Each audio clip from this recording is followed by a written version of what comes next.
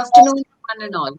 Present here, respected dignitaries, esteemed faculty members, honored guests, and dear participants. I introduce myself as Mrs. Arundhati Singh, and it gives me immense pleasure to welcome you all to the third day of 1 week National Level Faculty Development Program on the subject Recent Developments in Pure and Applied Mathematics. This prestigious event is organized by the Department of Engineering and Sciences and Humanities at the Indore Institute of Science and Technology, Indore. Conducted entirely online, this program brings together distinguished experts and enthusiastic participants from across the globe, united by a shared passion for mathematics and its application. Today's session promises to be yet another intellectually stimulating experience, and we are honored to have with us renowned scholar as our speaker. Before proceeding further, let me take this opportunity to warmly welcome all the participant faculty members and our distinguished guest for today, Dr. J.K. Mehta sir. It is my privilege to introduce Sir as our esteemed speaker for today. Sir pursued his MSc, MPhil, and PhD in mathematics from RD University, Jabalpur in the year 1991, 1994, and 1998, respectively. Since 1998, he has been an associate professor in the Department of Mathematics and Computer Science at RD University, Jabalpur.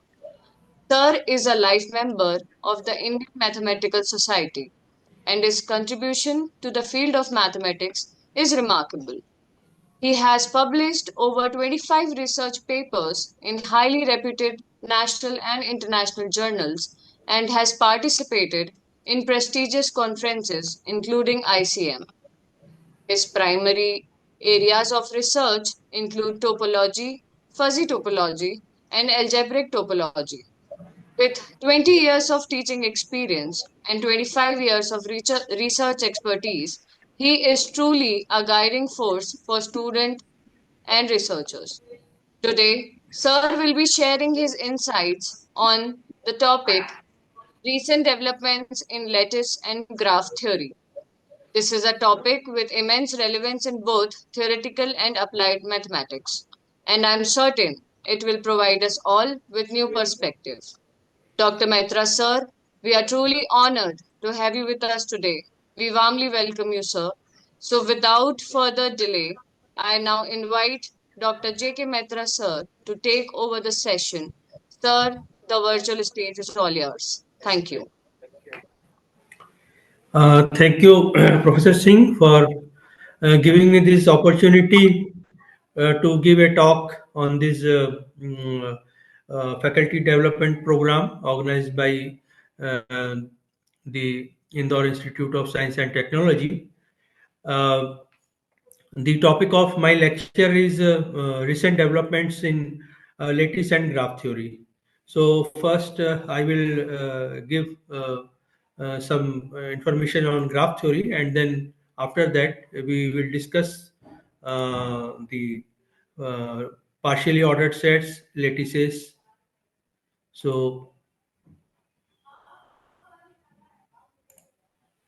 graph theory. हाँ, ये वाला. So let us begin with the elementary introduction of the graph. Next slide. First, I want to give the various applications of this graph theory. It's used in computer networks to distinguish between two chemical compounds with the same molecular formula but different structures.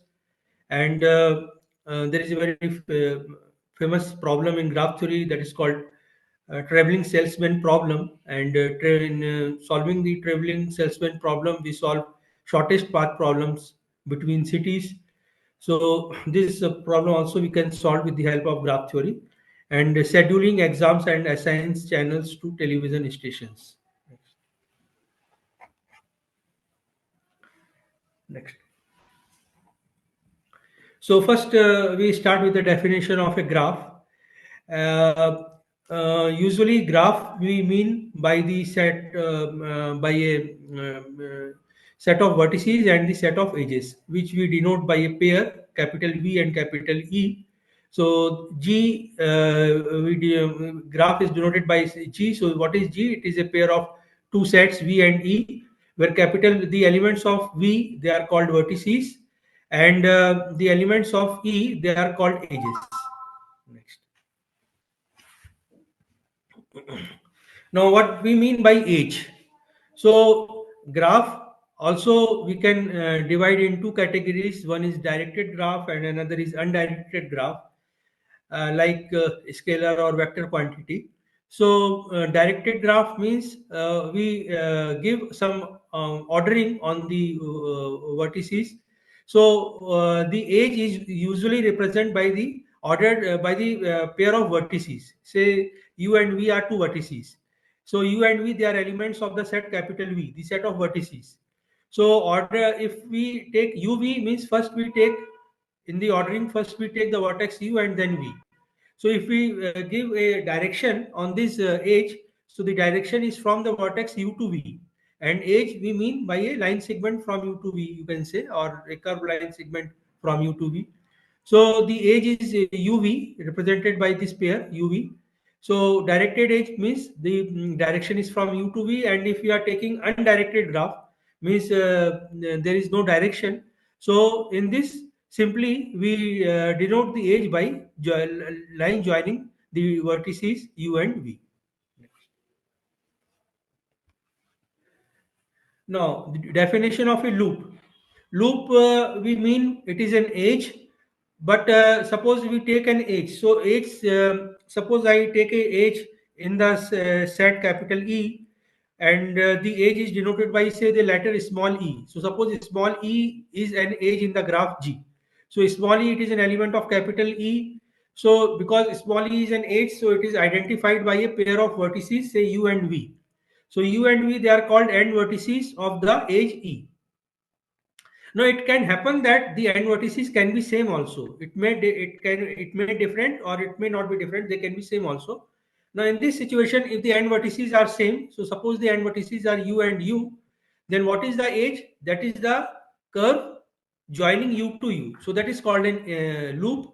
So a loop is an edge whose end points are equal. That is to say, an edge joining a vertex to itself, it is called a loop, and it is represented by U and U.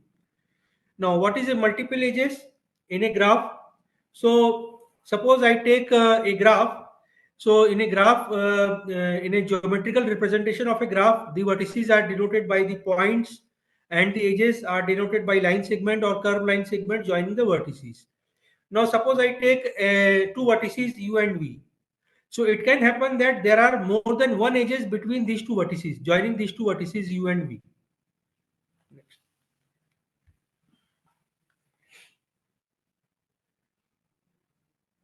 No, the definition of a simple graph. This is undirected graph. Simple graph means suppose this is a graph. So in this diagram, we see that between the vertices U and V, there is only one edge. Now it can happen that can be more than one edges. So suppose there is another edge between U and V, there are two edges. Then in that case, that graph is not a simple graph, and that is called a multi-graph. Multi-graph means there is a more than one edges can be possible between two vertices, and the self loops also can be allowed in a multi-graph.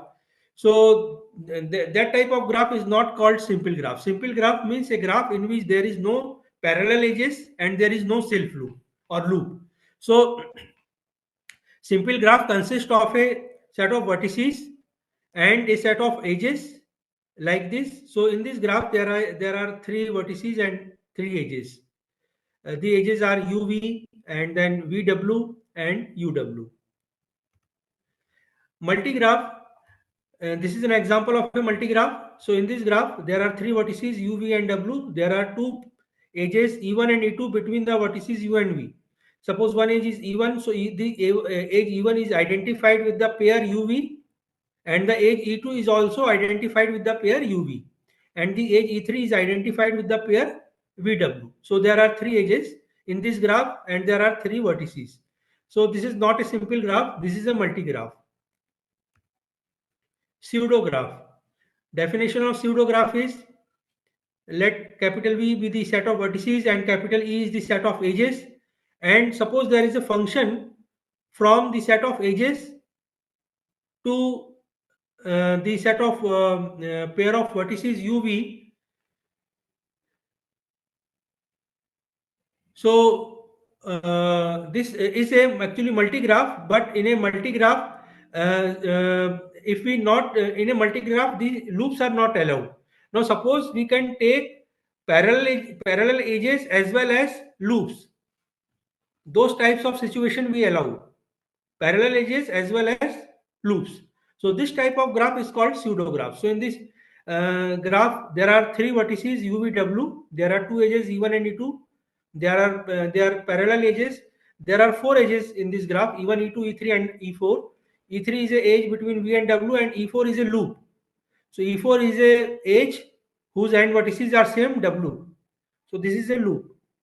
So this is an example of a pseudograph. Directed graph.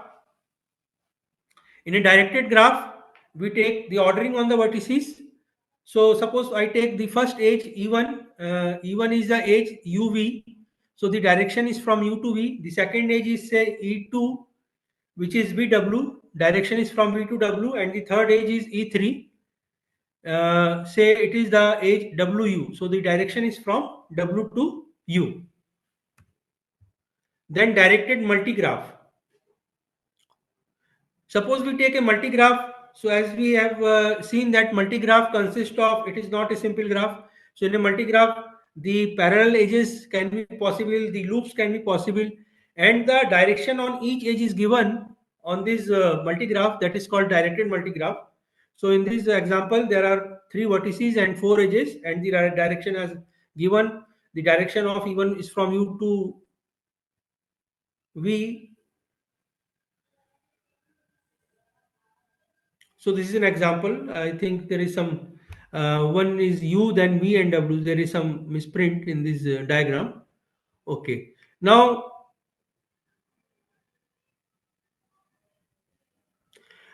we are saying that the edges E1 and E2 are multigraph if f of E1 is equal to f of E2. So there is a function in a multigraph. There is a function which maps every edges to a pair of vertices, having the condition that suppose E1, if I take E1, then f, the function f will map the edge E1 to its pair of end vertices, that is U V, and f of E2 is also, it will map the different edge E2 to the same pair of vertices U and V. So if f of E1 and f of E2 they are equal, then we are saying that E1 and E2 they are multiple edges. So this is an example of a directed multigraph. So this is a table. In this table, it is given that in a simple graph, if you take undirected, then multiple edges are not allowed, parallel edges are not allowed, loops are not allowed. In a multi-graph, suppose I take a multi-graph and undirected multi-graph. So in an undirected multi-graph, the parallel edges are possible and the loops are not allowed. In a pseudo-graph, the multiple edges and loops both are allowed, and in a directed graph, similarly, and directed multi-graph, similarly, we can define. Then undirected graph. Now suppose I take an edge E and its end vertices are U and V. Then we say that U and V, they are end vertices of U and V or end points, and we say that the edge E is incident with the vertex U as well as with the vertex V. Definition of degree of a vertex: the number of edges incident on the vertex V is called degree of vertex. Where the we take suppose there is a loop, then the and edge the edge E is a loop based at the vertex V, then we count the its edge twice, means the degree of the vertex V will be 2. The definition of pendant vertex: a vertex is called pendant if its degree is 1, isolated vertex if its degree is 0. There are example. In this representation of graph, there are three vertices UV and W, and there are three edges. Now, suppose there is a directed graph. In a undirected graph, we define degree of a vertex, but in a directed graph, we define in degree of a vertex and out degree of a vertex. What is the in degree of a vertex? Number of edges for which U is terminal vertex, and out degree of a vertex is number of edges for which U is initial vertex. Suppose if E is a edge in a directed graph, and its end vertices are U and V, and the direction is from U to V, then the vertex U is called initial vertex of the edge E, and V is called terminal vertex of the edge E. So in this example, what is the in degree of the vertex U? The in degree of the vertex U is 0, because the definition is in degree of the vertex U is number of edges for which U is terminal vertex. So there is no edges which are terminating on this vertex U in this diagram. There are two edges which are, one is terminating at the vertex V, one edge is terminating at the vertex V and W, and another edge is also terminating at the vertex W. So in degree of vertex U is 0, out degree of the vertex U, because there are two edges which are initiating from the vertex U. So the out degree is 2. One is initiating from U to V, and one is initiating from U to W. And in degree of V is 1, and out degree of V is also 1. In degree of W is 2, and out degree of W is 0.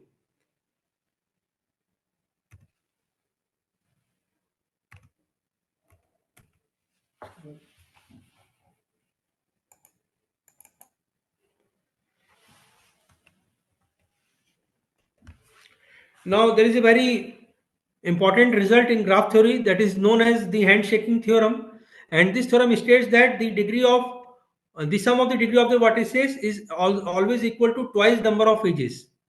And the proof is very clear, because every edge connects two vertices.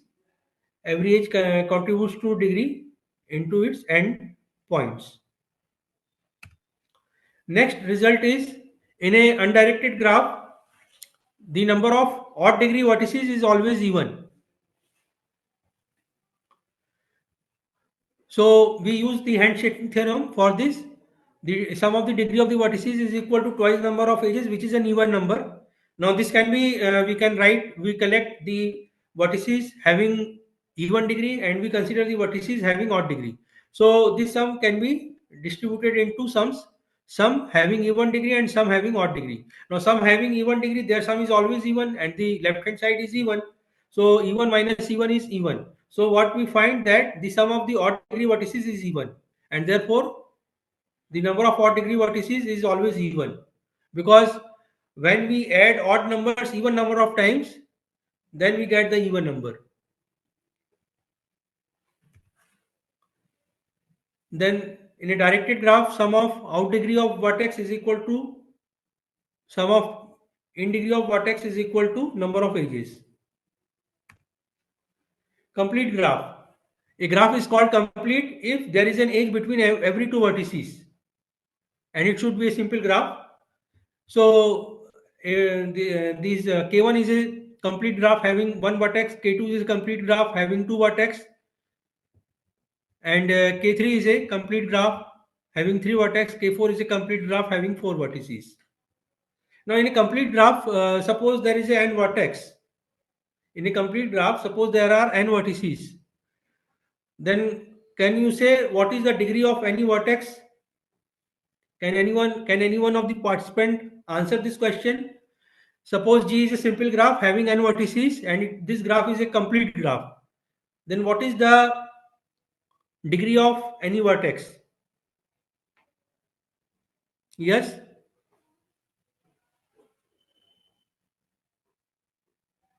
अपना speaker चालू हो ना? Sir चल रहा है.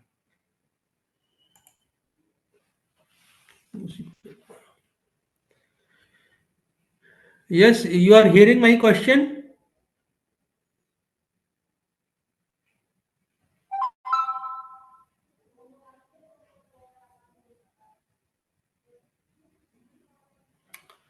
Suppose there is an example in K3. This is a complete graph having three vertices. So the degree of every vertex is. अच्छा, ठीक है ना, तो फिर वो वहीं से move होगा. Okay, so the answer is n minus 1 because if you take a complete graph having three vertices, the degree of every vertex is 2. If you take a complete graph having four vertices, degree of every vertex is 3. Okay.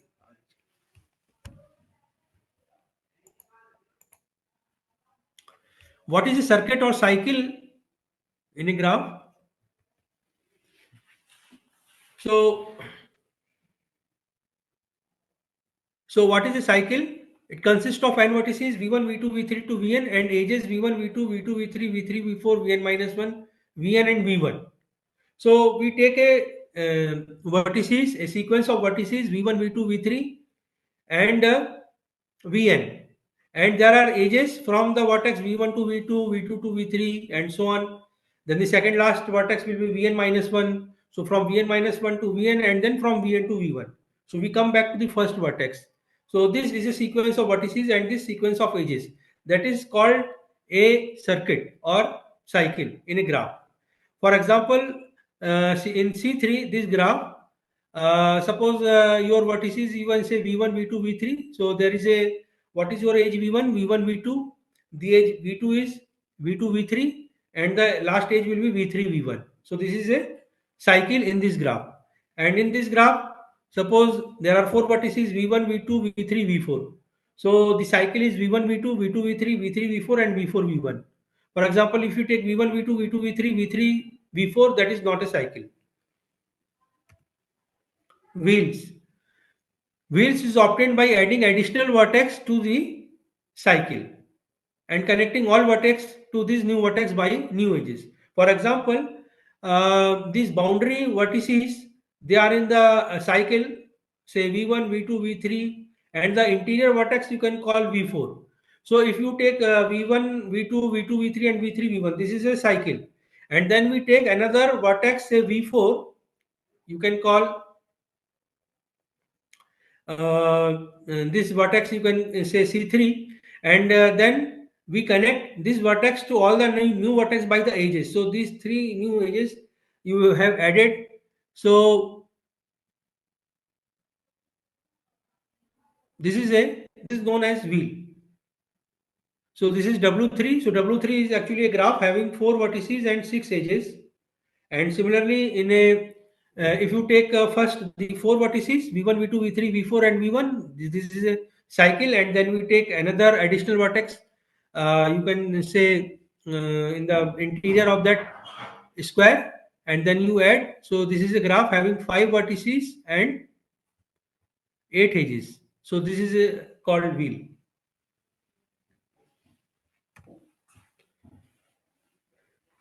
Now n cubes Qn vertices represented by 2n bits strings of length n.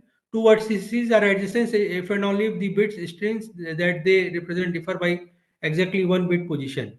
For example, this is an example of Q2. In Q2, we take bit binary digit of two binary digits 0 and 1. So what are the strings are possible? 0, 0, 0, 1, 1, 0, and 1, 1. Now, where the edges are possible here? Two vertices are adjacent means there is an edge between the two vertices. If and only if the bit string that they represent differ by exactly one bit position. Because 0, 0, so in the unit place they are same, but in the 10 place they are different. So there is an edge between 0, 0 and 1, 0. Similarly, there is an edge between 1, 0 and 1, 1. There is an edge between 1, 1 and 0, 1, and there is an edge between 0, 0 and 0, 1. But there is no edge between 0, 0 and 1, 1. Why? Because they are different in 2-bit position. In the unit place and in the 10 place, the digits are different.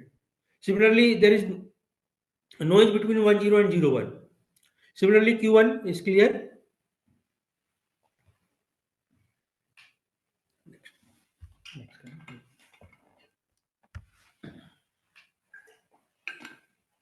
By parity graph, suppose V is a simple graph and suppose V is the set of vertices.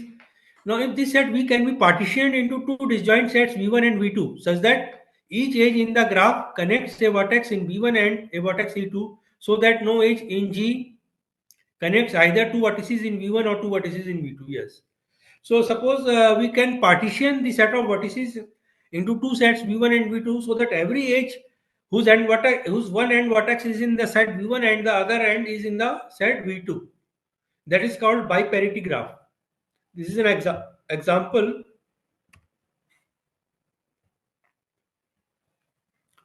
Then complete biparity graph. So KMN is the graph that has its vertex set partitioned into two subsets of M and N vertices respectively. There is an edge between two vertices if and only if one vertex is in the first subset and the other vertex is in the second subset. Representation example of K22 and K33. So what is your set V1 and the set V2 in K23? So K V1 we can take the upper two vertices in K23 and the set V2 we can take the lower three vertices in the diagram K23. Because if you take any edge, then its one end vertex is in the set V1 and the other end is in the vertex set V2.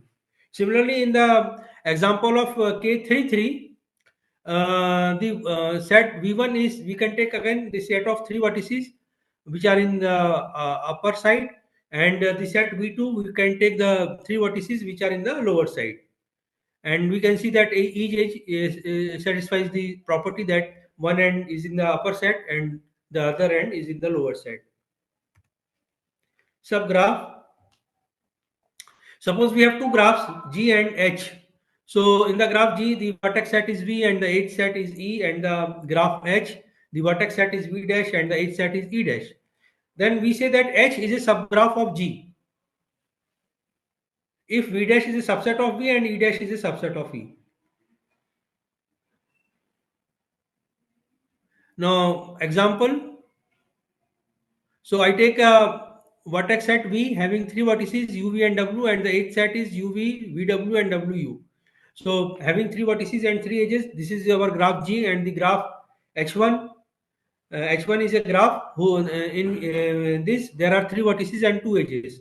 So we can see that their vertex sets are same, and in the edge set there are two edges, and in G there are three edges. So clearly the edge set of H1 is a subset of edge set of G. And similarly in this third graph, the second graph, third graph H2, there are two vertices and one edge. So this is also a subgraph of G.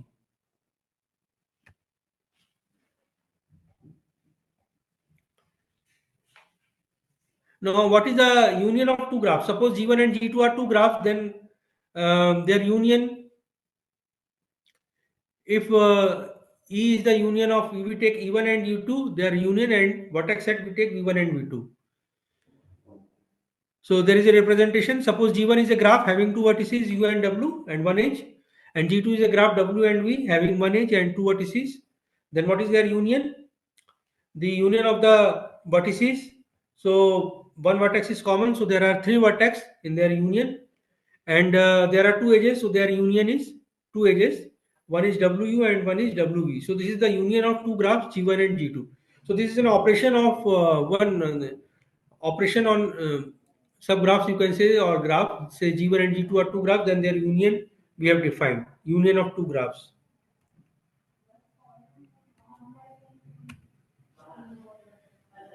Then incidence matrix.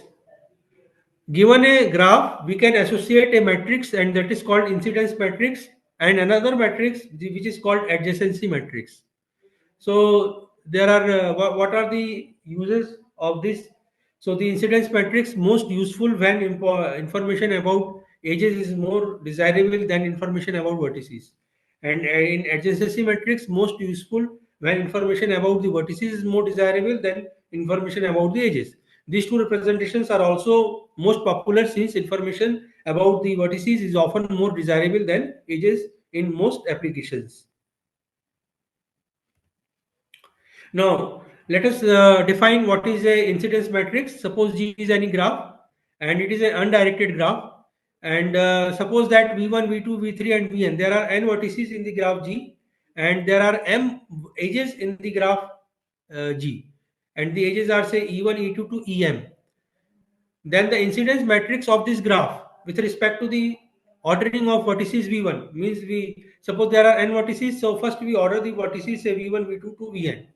So with respect to this ordering of V and E is the incidence matrix is denoted by capital E, which is a matrix, and it is a n cross m matrix, where n is the number of vertices and m is the number of edges in the graph.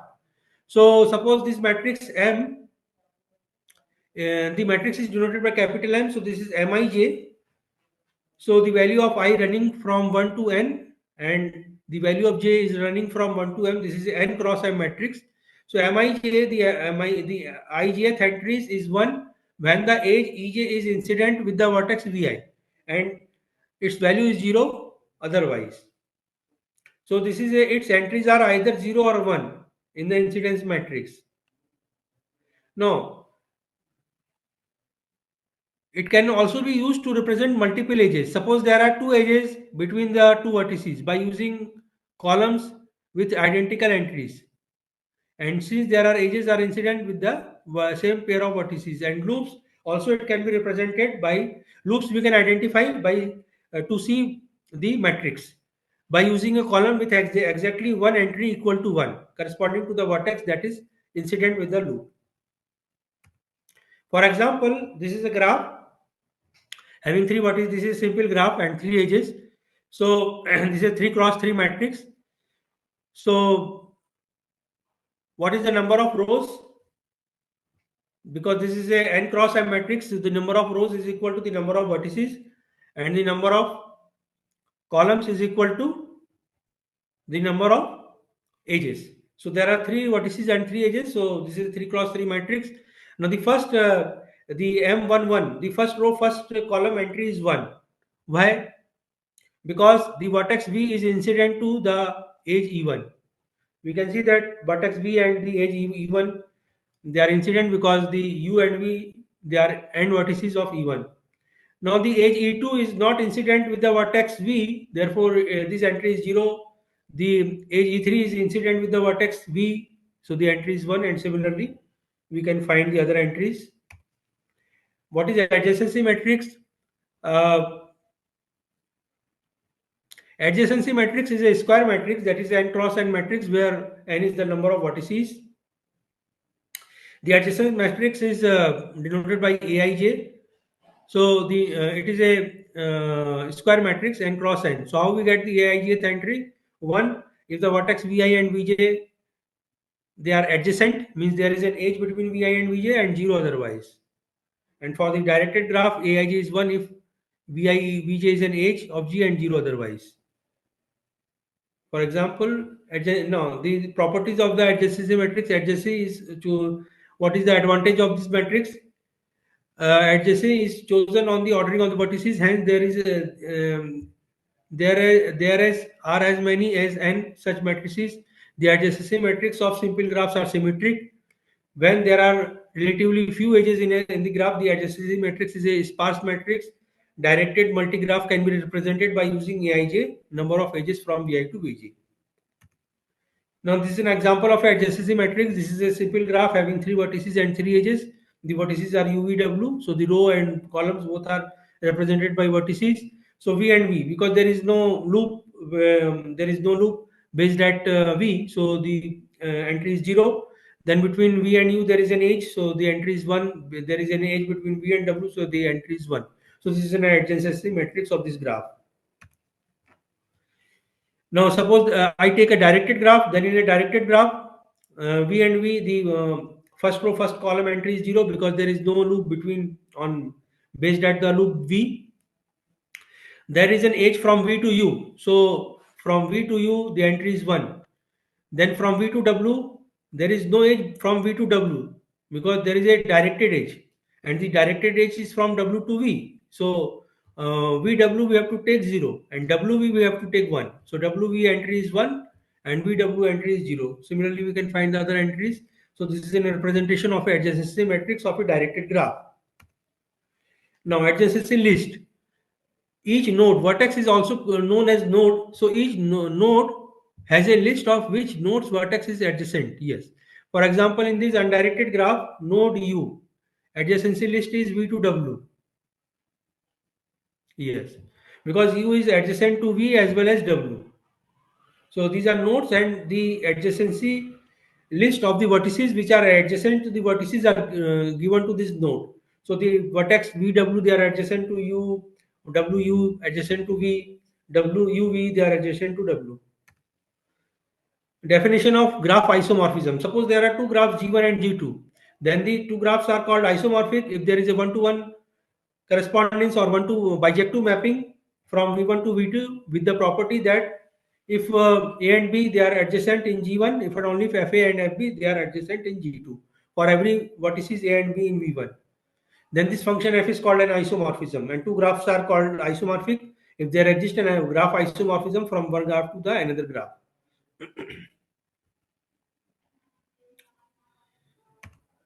Suppose there are two graphs.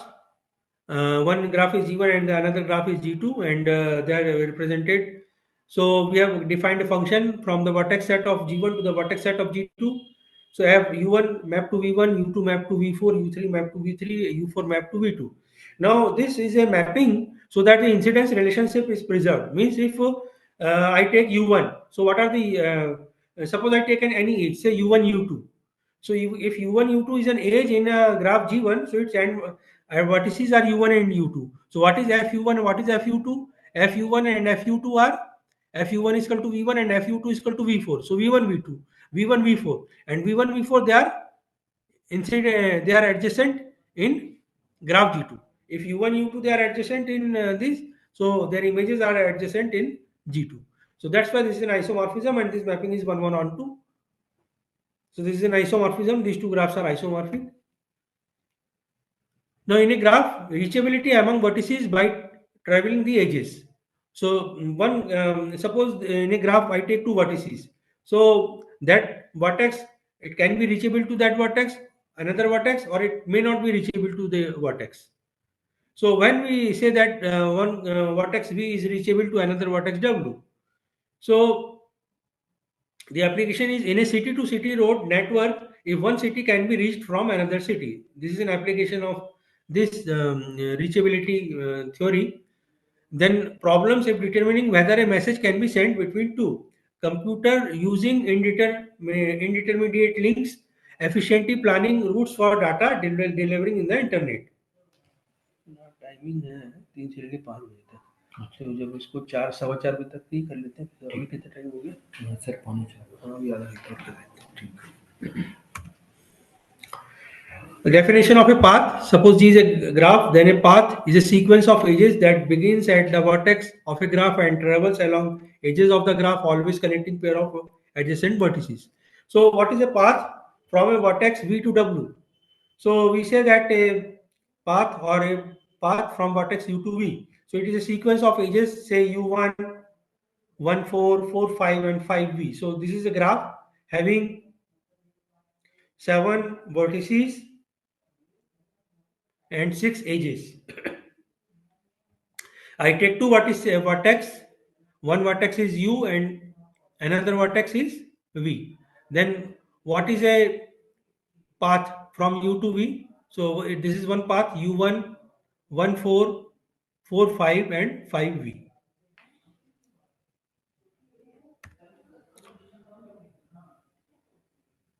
Now, a path in a directed graph, a path of length n greater than 0 from U to V, it is a sequence of edges E1, E2 to En of G such that f of E1 is equal to x0, x1, f of E2 is equal to x1, x2, and so on. F of En is equal to xn minus 1 xn, where x0 is equal to U and xn is equal to V. A path is said to pass through x0, x1 to xn, or otherwise, we can also say traverse from E1, E2 to E3 to En. For simple graph, sequence is x0, x1 to xn. In directed multigraph, when it is not necessary to distinguish between their edges, we can use sequence of vertices to represent the path. Now, circuit or cycle. If U and V they are same, then the circuit is length of path is greater than 0 in a circuit. And in a simple graph,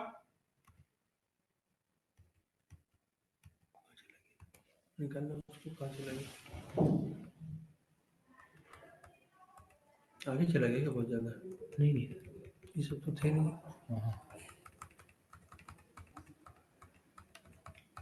ये सब हुआ ही नहीं ना, हाँ, शायद आखिरी में पहुंच गया। और प्लान बटन दब गया जो है। हाँ, ये हाँ, हो गया था, ये हो गया, हाँ, ये आ गया, ये ये ठीक। ये Now, and undirected graph is connected if there is a simple path between every pair of vertices. Now, it can happen that if we take two vertices and there is no simple path between joining these two vertices, if in such a case, we said that the graph is not connected. So, in a connected graph, given any two vertices, there is always a simple path joining the two vertices. Now, this graph is given to be connected graph because if you take any two vertex, then they can be joined by a path.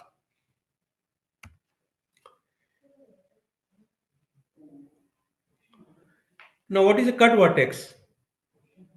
If we given a graph, if we remove a vertex and produces a subgraph with more connected components, means if the graph will disconnect it by removing a vertex, single vertex. If the by removing a vertex means we are removing the vertex as well as all the edges which are incident on that vertex. That we mean by the removal of a vertex. Removal of a vertex, we remove a vertex and also the edges which are incident on that vertex. So in this graph, suppose this vertex V3, if the vertex V3 initially the graph has 5 vertices and 4 edges. Now, if we remove the vertex V3 from this graph, then this will remove the vertex V3 as well as the edge V2, V3 and the edge V3, V4. So what is the remaining portion? In the remaining portion we have the vertices V1, V2, V4, V5 and the edge V1, V2 and V4, V5. So now these two graphs are this graph is not connected because if you take the vertex V2 and V4, that is not connected by a path. What is a cut edge? Cut edge is a edge whose removal produces a subgraph with more connected components. That means the graph will get disconnected. Now, when you remove the vertex, then only the edge, when you remove the edge, then only the edge is removed and not any vertex is removed. For example, in this graph, if you remove the edge V2, V3, so that will edge the remove V2, V3, but that the vertices are remains there, V2 and V3. So what is the in the remaining portion? If we remove or if we cut the edge V2, V3 from this graph, so it will have all the vertices. Only one edge is removed, V2, V3. So that is a disconnected graph.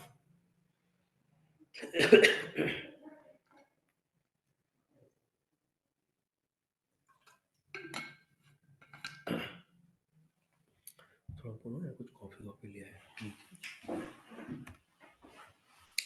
No, directed graph. A directed graph is strongly connected if there is a path from A to B and from B to A whenever A and B are vertices in the graph.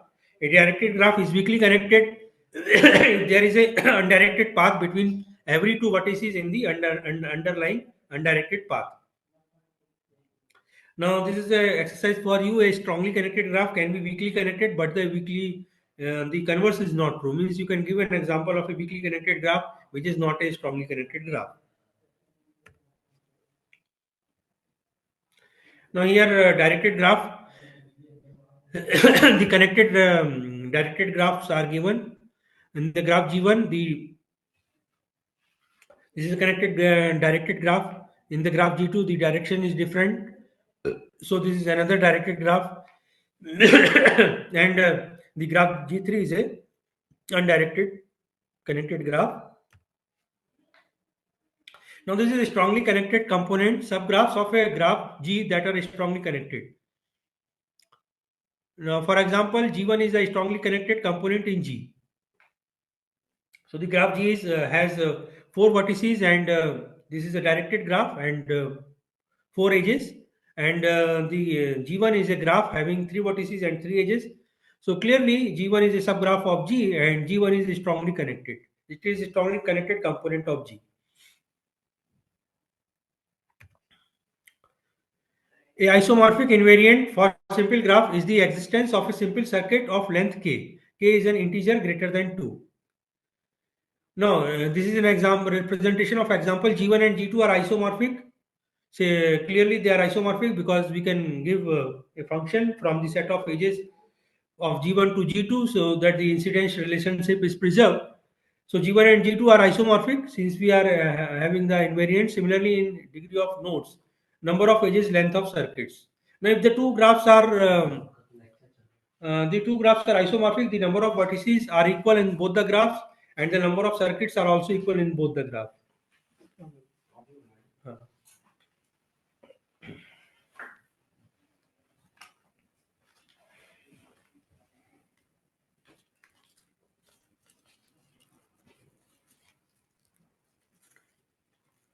कितने लोग हैं अपन? अभी अपन कितने लोग हैं? चलो आसपास देख लो क्या। ऐसा करो 20 करके देते हैं ना, 5 कॉपी लाओ, 5 कॉपी, हाँ 20 रुपए करके देते हैं. Now counting paths, let G be a graph with adjacency. This is a result, and let G be a graph. It is a very important result for counting paths with adjacency matrix A with respect to the ordering V1, V2 to Vn with directed or undirected edges with multiple edges and loops allowed. The number of different paths of length R from Vi to Vj where R is a positive integer equals the ijth entry of adjacency matrix AR. So this proof can be proved by using mathematical induction. So the proof is given and you can go through the proof. Now there is a very famous problem of Königsberg. This is known as Königsberg bridge problem, and by using these for solving this Königsberg bridge problem, we use the Euler graph, the theory of Euler graph, and there is a very important result that a graph a connected graph G is Euler graph if and only if degree of every vertex is even. And we find that in the Königsberg bridge problem, if we represent the graphical representation of this problem we take, then that in that graph the degree of every vertex is not even, and therefore this is not an Euler graph, and therefore the answer is no. So what is the problem? The residents of Königsberg, Germany wondered if it was possible to take a walking tour of town that crossed each of the 7 bridges over the Priesel River exactly once. Is it possible to start and come at some node and take a walk that uses each edge exactly once and ends at the starting node? So this is known as the Königsberg bridge problem. So this is the graph. In this graph of the Königsberg bridge problem, there are 4 vertices, 1, 2, 3, and 4. And how many edges are there? 7 edges. So you can see that this is not an Euler graph.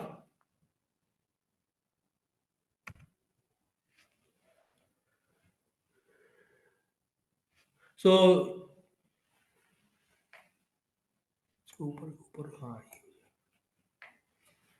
so this is the graph of the Königsberg bridge problem. So we see that degree of the vertex 2 is 3, degree of vertex 4 is also 3, degree of vertex 3 is 5, and degree of vertex 1 is also 3.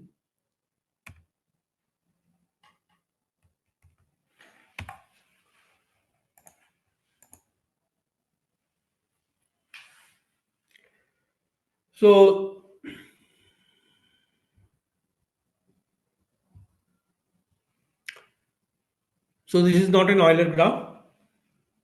So there is no tour that uses each edge exactly once.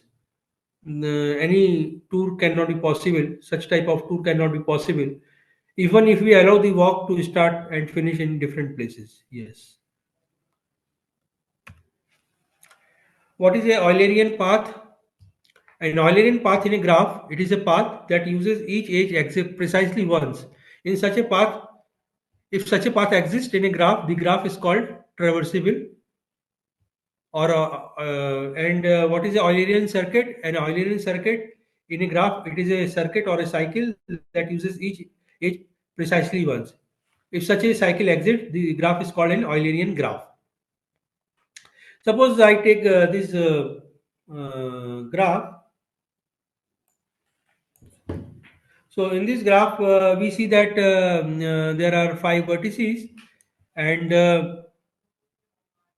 7 edges. So one path I take from A, C, D, E, B, D, A, and B. So that is an Euler path here, because we have travels each edge exactly once. First we have traveled the edge AC, then CD, from CD to DE, then EB, then from EB to BD, and then from BD to DA, and then from DA to AB. So the vertex A occurs twice in this path, but every edge we have traveled exactly once. So this is an Eulerian path.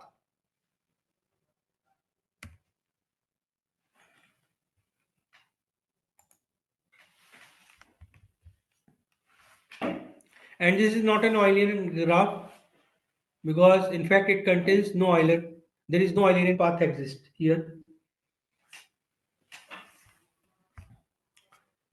Now these are known as the results on Euler graph. A connected graph G is an Eulerian graph if and only if G is connected and has no vertex of odd degree, means degree of every vertex is even. And a connected graph G is an Euler has an Euler trail from node A to some other node B if and only G is connected and A is not equal to B are the only two nodes of odd degree. Yes, means suppose G is a connected graph, then an Eulerian trail from vertex A to vertex B is possible if G is connected, and these are the only two vertices having odd degree, and the rest of the vertices have even degree. Now assume that G has an Eulerian trail T from node A to node B, from A to B, not necessarily distinct. Then for every nodes besides A and B, T uses an edge to exit for each edge it uses to enter. Thus the degree of the node is even. If A is equal to B, then A also has even degree. So that is a Euler circuit. And if A is not equal to B, then A and B both have odd degree and it is an Eulerian path. A connected graph G is an Eulerian if and only if G is connected and has no vertices of odd degree.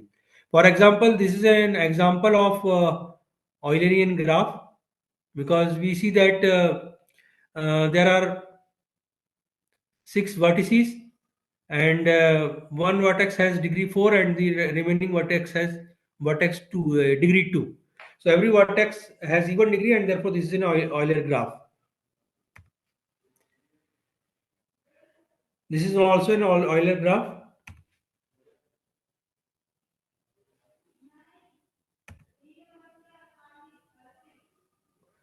This is also an example of an Eulerian graph. Now what is Euler circuit? So this is some programming algorithm is given. Now this is a representation at the incidence matrix of this Eulerian graph. Now these are the some questions for you. You can attempt these questions. What is a Hamiltonian path? Hamiltonian path is a path that visits each vertex exactly once. Like in Eulerian path, we traverse every edge exactly once. So in a Hamiltonian path, we travel every vertex exactly once. And what is a Hamiltonian cycle? It is a cycle that visits each vertex exactly once, except for the starting vertex.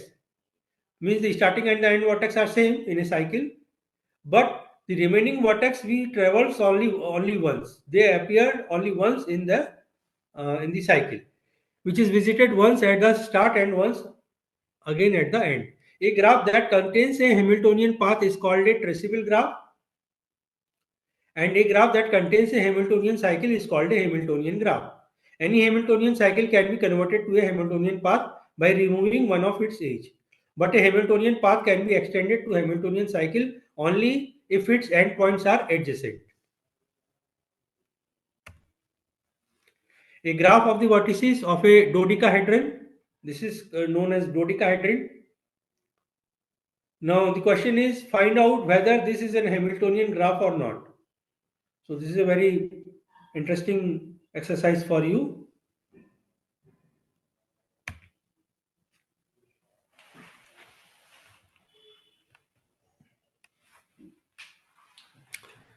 This is in a Hamiltonian graph. This one has a Hamiltonian path but not a Hamiltonian tour. Yes.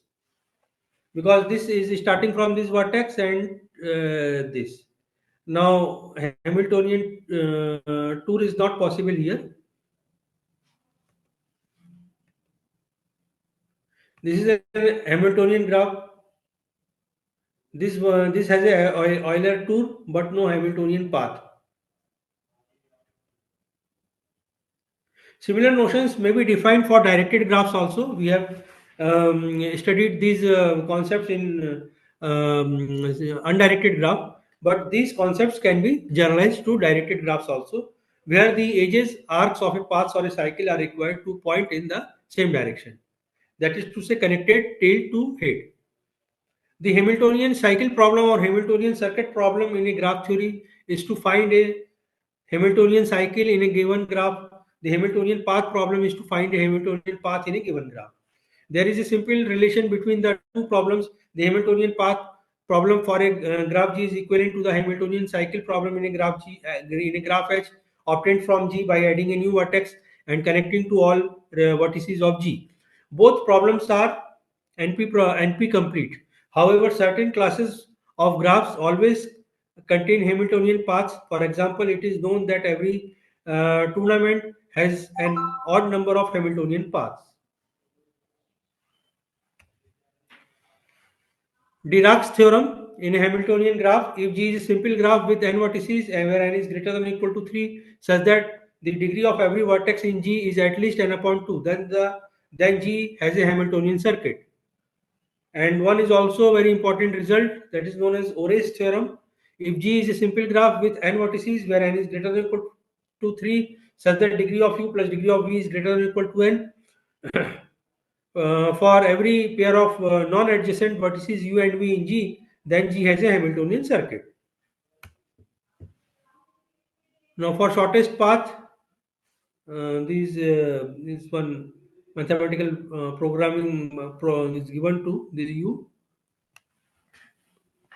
Now shortest path problem or traveling salesman problem.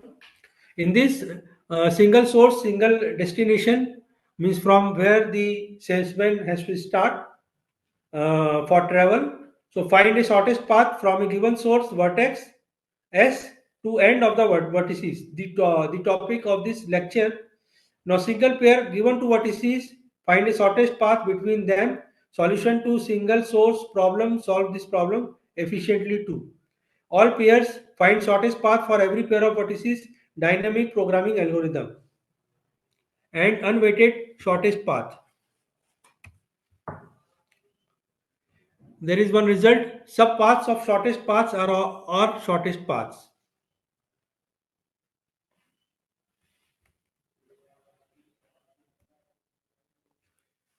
For every vertex V in a graph, the maintain VD, the estimate of the shortest path from S initialized to infinity at the start. So now this is some theory has given, you have to go through it. There is one algorithm for this for finding out the shortest path problem that is known as the DJ Krista's algorithm, and this algorithm is also a very important algorithm in graph theory, and this algorithm is given here.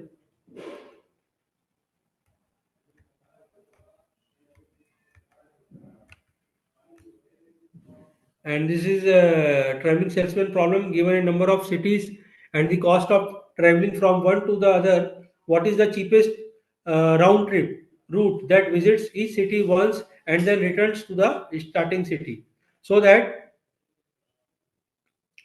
the cost is very means it can be minimized. Now, an equivalent formulation in terms of graph theory is find the Hamiltonian cycle with the least weight. Now, this traveling salesman problem we solve in a weighted graph. In a weighted undirected graph, you can say weighted graph means we associate a positive real number associate to each age. That is called weight of the age. So we have to find out the Hamiltonian path so that the cost of that path is minimum. Is to find the Hamiltonian cycle with the least weight in a weighted graph.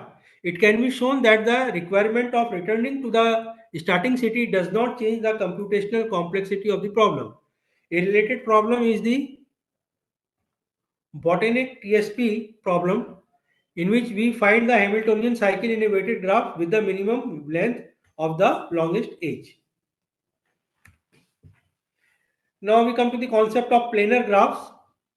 When a graph is called planar, a graph or a multigraph G is called planar if G can be drawn in a plane with its edge intersecting only at vertices of G. Such a drawing of G is called an embedding of G in the plane. What is the application of this planar graph? In VLSI design means overlapping edges requires extra layers. Circuit design means cannot overlap wires on board. This is a representation of planar graph. This is the graph K1, K2, K3 and K4 are planar. Kn for n greater than R4 are not planar. K1 means complete graph having one vertex, complete graph having two vertex, complete graph having three vertex, and up to complete graph having four vertex. So this is a complete graph of four vertex. So this can be made to be a planar graph. Now in left side the situation in that it appears that the two edges are intersecting, but they are not intersecting. So for showing this, we represent this by an arrow, and this is the same K4 complete graph having four vertices. There are four vertices, and there is only one edge between every two vertex. So there are six edges in this, and this is a planar graph because there are no two vertex. They are intersecting only the four vertices.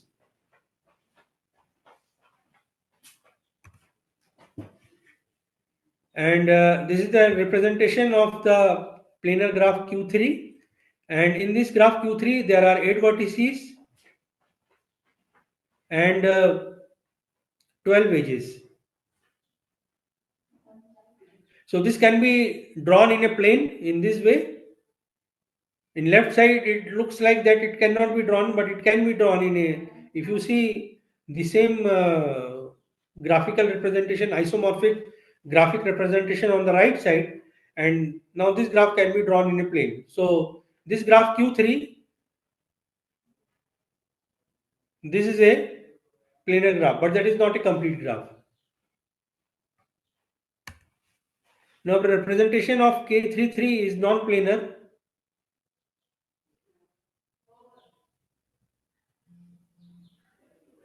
This is a non-planar graph, so it is shown here.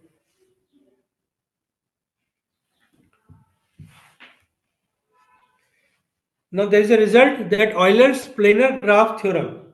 For a connected planar graph or multigraph, the number of vertices minus number of edges plus number of regions is equal to 2 always.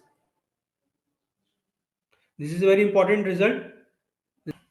The divisors of 24 are 1, 2, 3, 4, 6, then 8, and then 12, and then 24. And if I take any two element of this set, for example, I take 2 and 3, because 2 is a divisor of 24 and 3 is also a divisor of 24. Now what can we say that 2 is not related to 3? Why? Because if x and y are any two elements of this set, we say that x is related to y if x divides y. Because 2 not divides 3, so 2 is not related to 3. But suppose I take 2 and 4, then they are related because 2 divides 4. So this is we can verify that this relation of divide, clearly the relation of divide is reflexive because every integer divides itself. If we take any two integers x and y, and if x divides y, also y divides x, implies x is equal to y, so the relation is antisymmetric. And if we take three integers x, y and z, and suppose x divides y and y divides z, then x divides z. So the relation is transitive. And hence the relation of antisymmetric is a partially ordered relation. And so the set D24, what is the set D24? The set of all divisors of 24 is a partially ordered set under the relation of divides. And more generally, for any positive integer n, dn is a poset under the relation of divides. One example is also given. The vertex set of directed acyclic graphs ordered by reachability. Reachability is a partially ordered. Suppose I take a graph and I take two vertices. Then we say that, say I take u and v. We say that u is related to v if u is reachable to v. Means there is a path from u to v. So this is a partially ordered relation on set of vertices, where we are taking the directed graph, and path means there is a directed path from u to v. So that is a partially ordered relation. We can verify it. A total or linear order is a partially ordered relation in which every two elements are related. For example, in D24, the relation of divide is a partially ordered relation, but that is not a total order or linear order, because neither 2 divides 3 nor 3 divides 2. So this is not a linear order, but that is a partially ordered relation.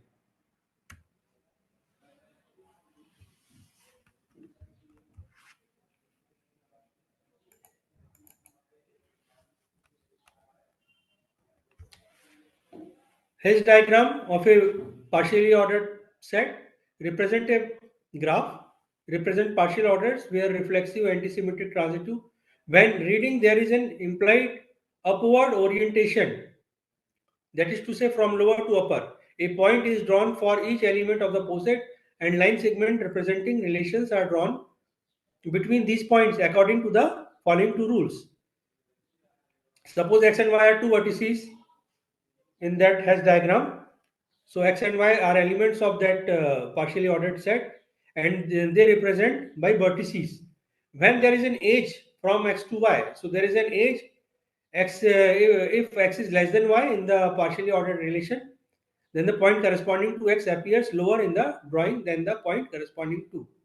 For example, if x divides y, then there is an edge from x to y.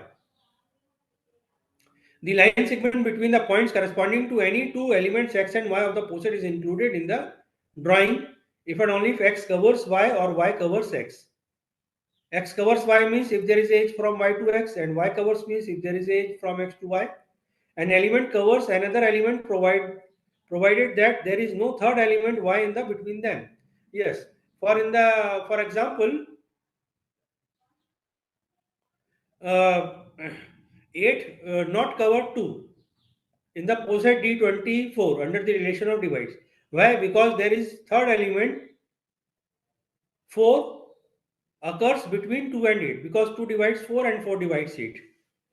So there is no edge between joining 2 and 8 in the Hess diagram of D24. But there is a edge between 2 and 4, and there is a edge between 4 and 8.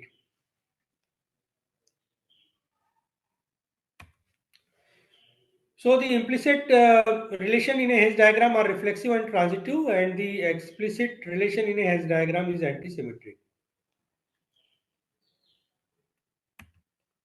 The element z of a poset covers another element x provided that there is no third element y in the poset for which x is less than or equal to y and y is less than or equal to z. In that case, z is called upper bound of x and x is a lower cover of z. Z is called upper cover of x and x is called lower cover of z. A covering relation is the transitive reflexive reduction of a partial order. For example, this is a set having 8 elements 1, 2, 3, 4, 5, 6, 7, 8. and I take the relation of divisibility, means the relation of divide. So under this relation of divide, what is the H diagram of this poset? See, 1 is the least element here because only 1 divides itself and there is no other element of this set which divides 1. Now 1 divides every element. 1 divides 2, 1 divides 3, 1 divides 5, and 1 divides 7. But there is no any third element which occurs between 1 and 2, or 1 and 3, or 1 and 5, and 1 and 7. 1 also divides 4, but there is no direct edge from 1 to 4 because the element 2 occurs between 1 and 4. 1 divides 2 and 2 divides 4. So there is edge from 1 to 2 and from 2 to 4. 4 covers 2. So 4 is a upper cover of 2 and 2 is a lower cover of 4. Then similarly between 2 and 6 there is an edge. Between 1 and 3 there is an edge. Between 4 and 8 there is an edge. So this is the edge diagram. So this is a graph. Now partial order for divides and less than. Now I again take this set having 8 elements and a set having 4 elements. So these are the Hess diagram of this. In the left side, I take the relation of division, and the right side, I take the usual less than relation.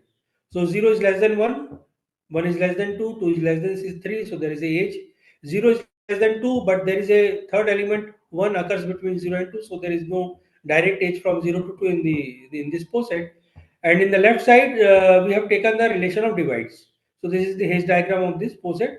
1 divides 2, 1 divides 3, 1 divides 5, 1 divides 7, 2 divides 4, 2 divides 6, and so on. Then these are the H diagram which in this first directed graph, we have taken the relation of reflexive, transitive, and antisymmetric, all these three relations. So there is a self loop because every integer divides itself. So that's why we have taken the loops, and this is also transitive, and this is also antisymmetric. If we take transitive and antisymmetric, then there is no reflexive relation, so the loops are not here. Loops are not allowed here. So in this diagram, the second diagram, we have taken only the transitive relation and the antisymmetric relation. And if we suppose only take the antisymmetric relation, we are not taking the transitive relation, so the edges are also not there. Means in the second diagram, you can see there is a edge between 2 and 12. Because you see that 2 divides 4, 4 divides 12, 2 also divides 12. So there is a relation of transitivity, 2 divides 4, 4 divides 12, so 2 divides 12. So there is edge from 2 to 12 also. So that's why there are edges we have taken in the middle graph, and in the right side graph we have not taken from 2 to 12 because we are not taking the transitive relation, we are only taking the antisymmetric relation. So the H diagram only explicit shows the antisymmetric relation. Reflexive plus transitive are implicit. In order relation on power set, we have taken a set U having 3 elements ABC.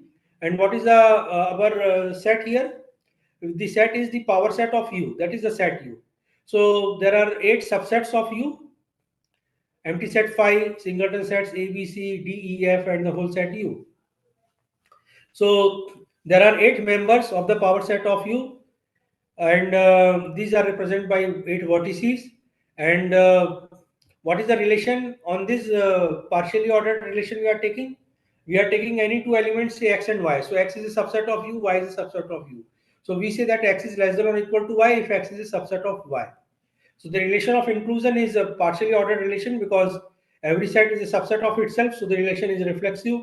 If x is a subset of y and y is a subset of x, then x is equal to y. The relation is antisymmetric. If x is a subset of y, y is a subset of z, x is a subset of z. So the relation is transitive. So this is a partially ordered set under the relation of inclusion. And this is the Hess diagram of this poset. Now the Hess diagram below represents information on a set of college computing courses and their prerequisites. The prerequisites from a partial order. Relating the prerequisites partial order to the diagram, every course is depend on this course CUMP 101. So this is the Hess diagram is given, and you can see. Then there is another example is given, and The prerequisites and courses have denotes by vertices. So this represents the this H diagram represents the prerequisites.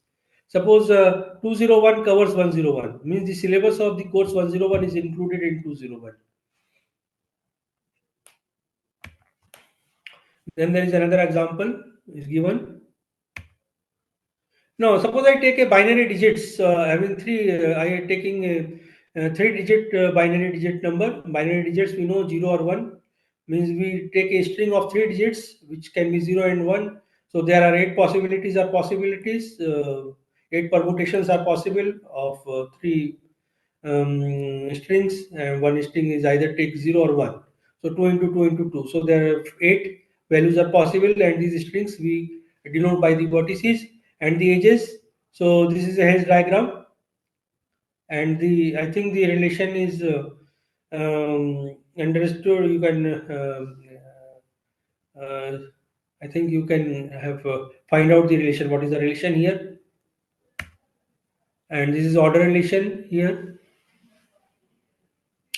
Now, zero, the binary digit representation of the number 0 0 0 0. The number 1 is represented by 0 0 1, 2 is represented by 0 1 0.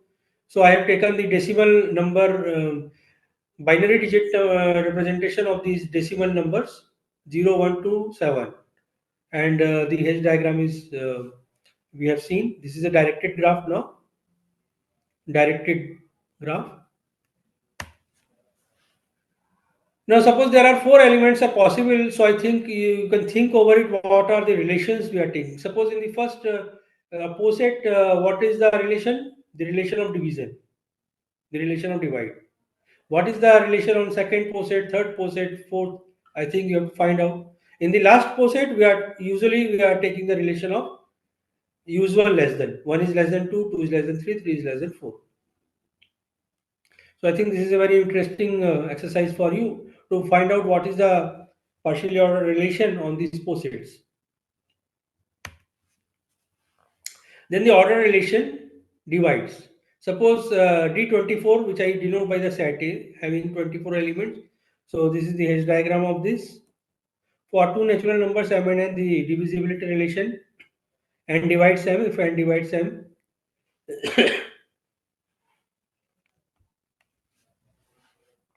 suppose we have a set B having 5 elements, so there are 5 vertices, and relation is what is the relation?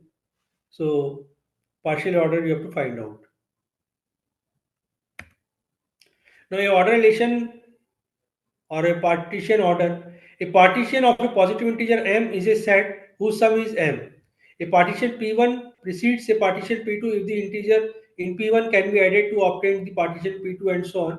So for example, I take 5. So what are the partitions of 5? One is 5, another partition is 3 plus 2, second partition, third partition is 2 plus 2 plus 1, fourth partition is 1 plus 1 plus 1 plus 1, then another partition is 4 plus 1, then 3 plus 1 plus 1, and another is 2 plus 1 plus 1.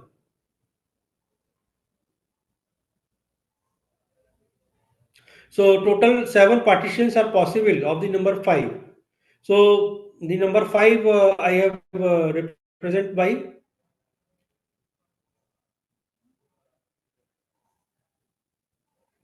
so these 7 partitions we have represented by vertices, and then the edges are given. I think you go through this example. This is also a very good example of poset.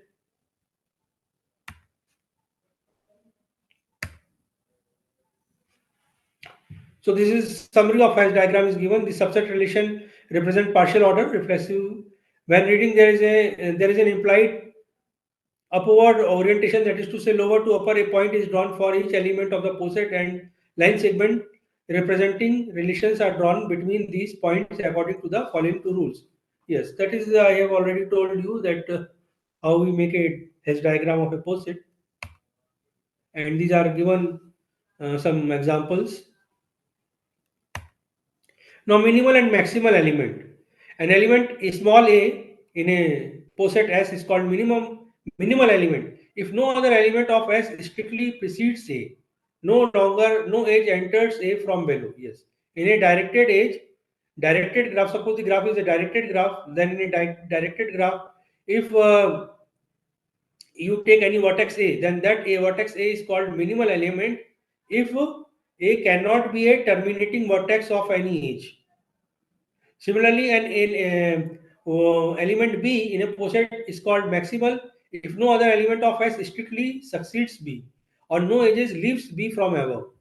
Or in other words, we can say that B is not a initial vertex of any edge in the directed graph. Now S can have more than one maximal and more than one minimal element. It may possible that in a poset there can be more than one minimal element and there can be more than one maximal element.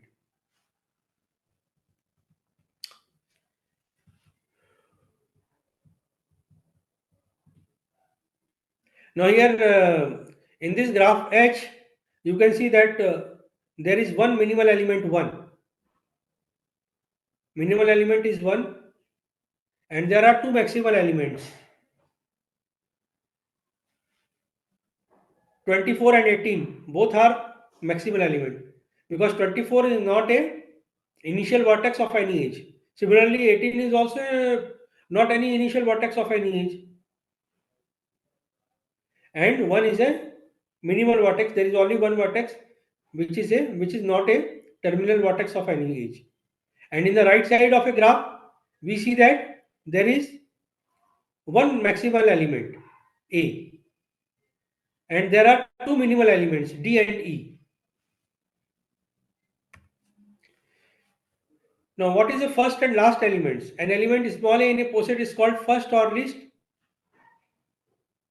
if A is less than or equal to X for every element small x in capital S. Only one element at bottom of page. And any element B in a poset S is called last or greatest if Y is less than or equal to B for every element Y in S.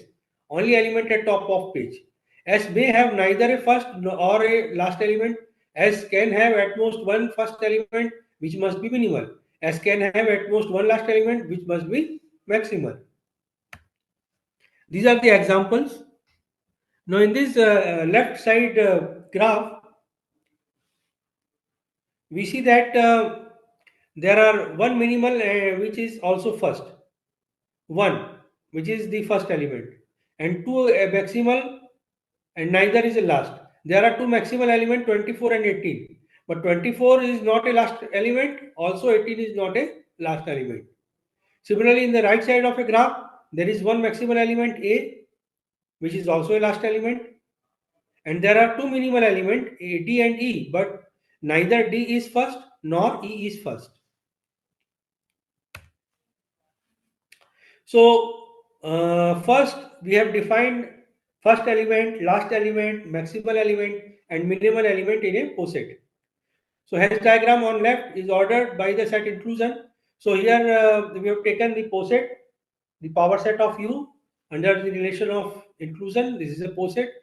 Now in this set, in this poset, we say that U is the last and maximal element clearly and phi is the first and minimal element. They are unique. Here the last and maximal element they are unique and first and minimal element they are also unique. Now suppose I take this partial order. Suppose I take a set D having elements 1, 2, 4, 5, 10, 20, 25, 50 and 100.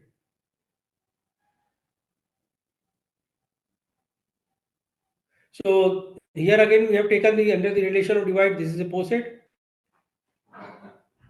So there are some questions, exercises for you. Find each of the following: the minimal element of this S set S, the maximal element of this set S, the first element of the set S, and the last element of the set S.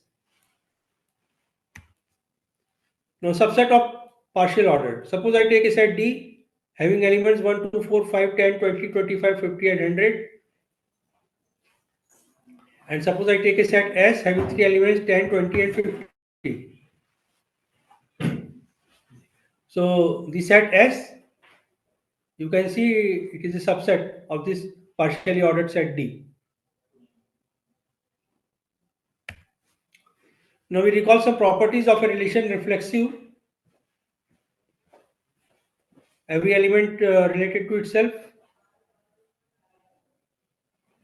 irreflexive, then symmetric, antisymmetric, asymmetric property, which is non-symmetric, and transitive.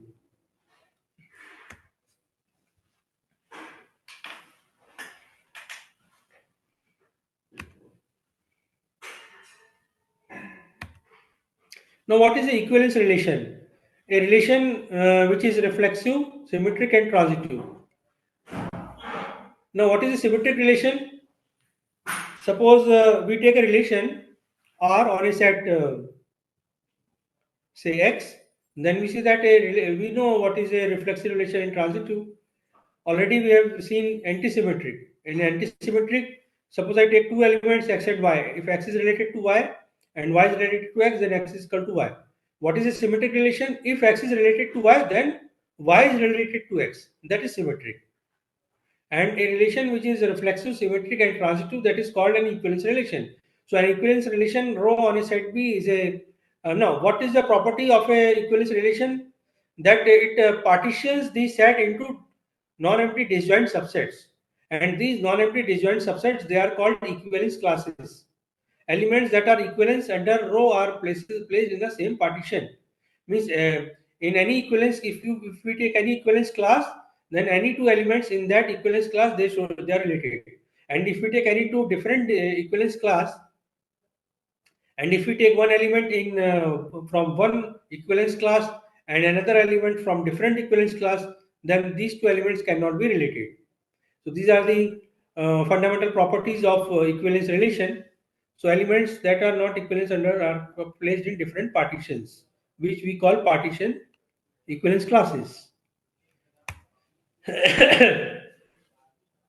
Now, partial order, linear order, a binary relation rho on a set B is called a partial order on B if it is reflexive, antisymmetric, transitive. There is a partial order relation and or a poset, and linear order means a partially order in which any two elements are comparable. This is a partially ordered notation, finite partially ordered sets. This is a whole part order. Now, course needed. This is a suppose we have made another applications of this poset in course cover. So this is a very good example. Now we come to lattice. What is a lattice? A lattice is a special type of a partially ordered set. Now in a poset, if we take any two elements, then the least upper bound of two elements may or may not exist. Now if least upper bound and greatest lower bound of given any pair of elements, they exist for each pair of elements, then that special type of poset is called lattice. So a lattice is a partially ordered set in which every two elements have a least upper bound and a greatest lower bound. And the example is given by the natural numbers.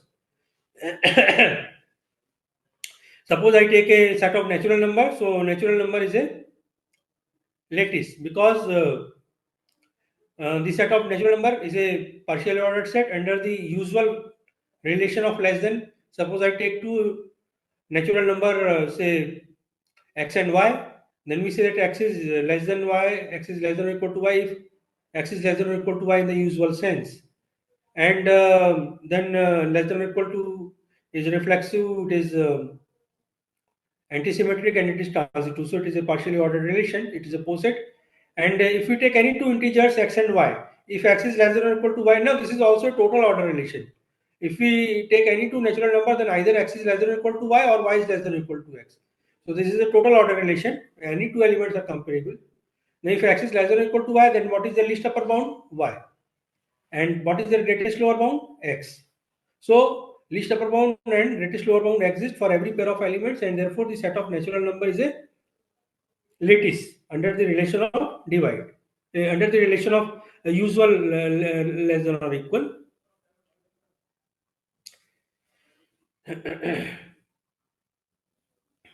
Now suppose I take two natural number 8 and 12. What is their greatest? What is their least upper bound?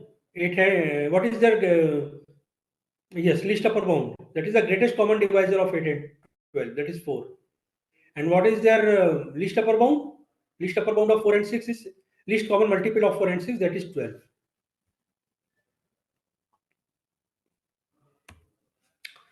Use of lattices. Lattices can be used for knowledge representation, such as formal concept analysis, semantic web, class hierarchies. Lattices are presented in specification and programming language. Then assertions about program have a special relation with each other and form a lattice structure. Specification. Mathematics is an appropriate linguistic tool for expression specifications of algebras, lattices, sets, graphs. Lattices are important both as examples of a kind of algebra and also used in the study of other kinds of algebra. Each algebra has an associated lattice.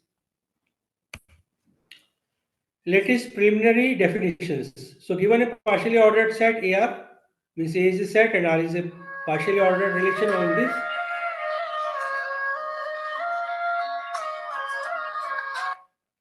So given a partially ordered set AR and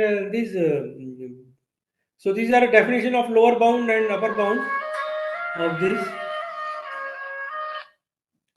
Hello.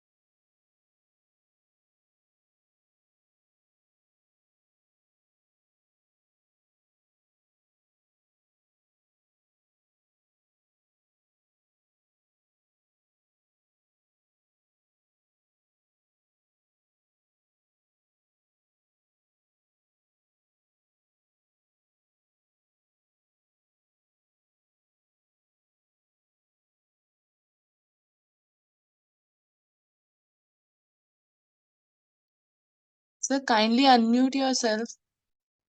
You are not audible, sir.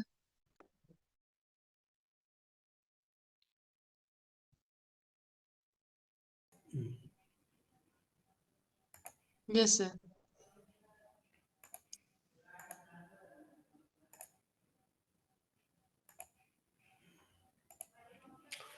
So the top and bottom elements. So in this we can see that the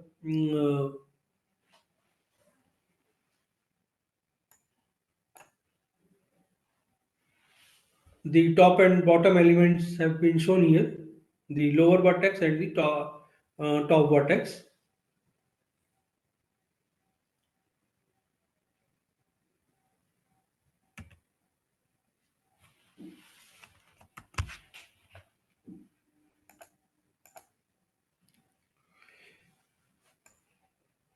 Now this poset A itself has no LUB, but the subset S has both a LUB and GLB.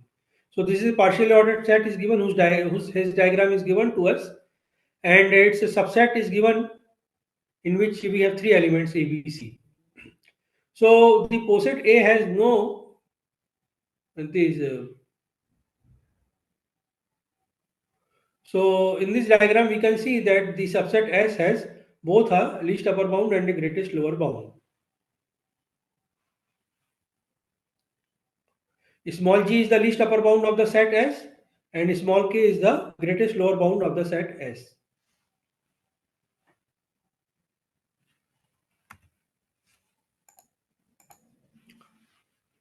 So lattice is a partially ordered set in which every finite subset has a greatest upper bound and a greatest lower bound.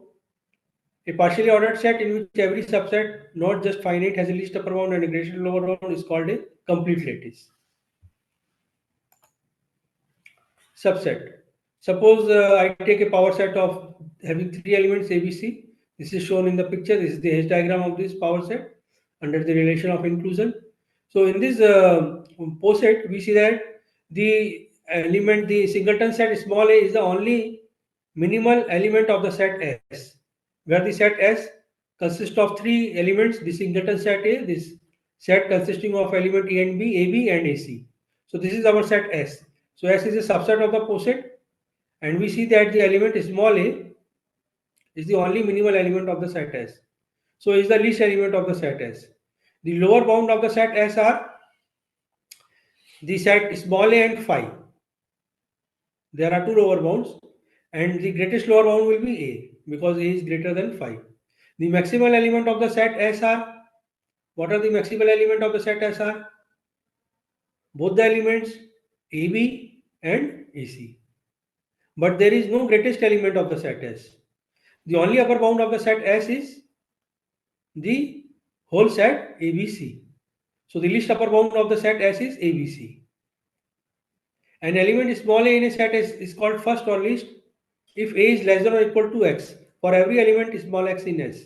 An element B in the poset S is called uh, last or greatest element if y is less than or equal to b for every element y in S.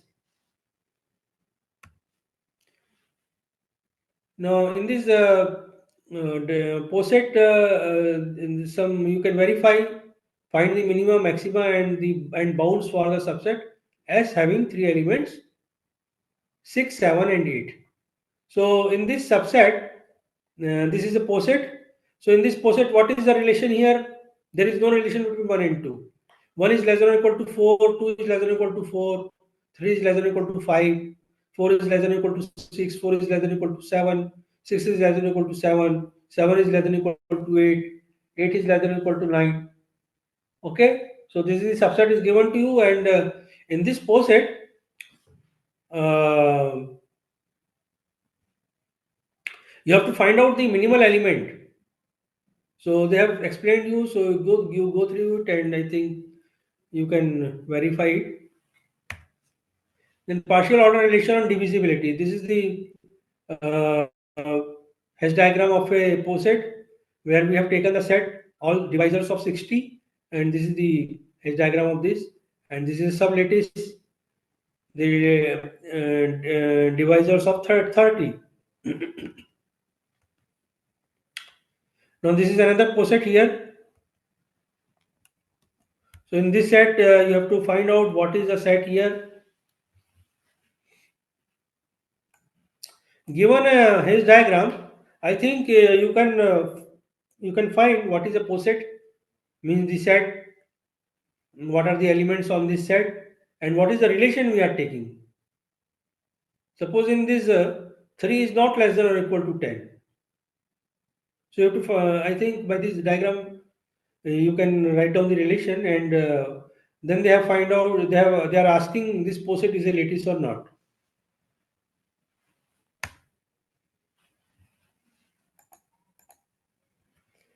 Then some more posets are given here. So 1 and 2, and then this.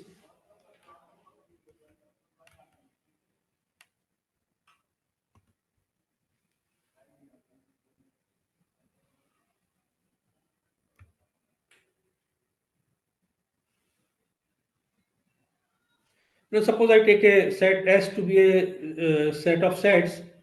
So I take 12 members of S, means they are subsets A and B. We see that A is related to B if A is a subset of B. Then we know that this is a partial order relation. Then lattice and sublattice, these are given examples. Now this is not a lattice.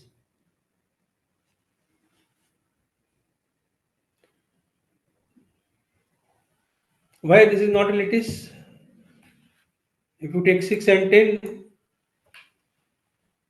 then LUB of 6 and 10 will not exist.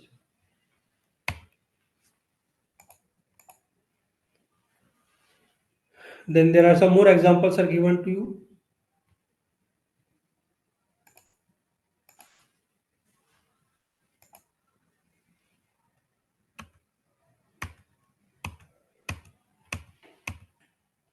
This is a poset but not a lattice. Then top and bottom elements they have defined. In this example, we have to verify which posets are lattices.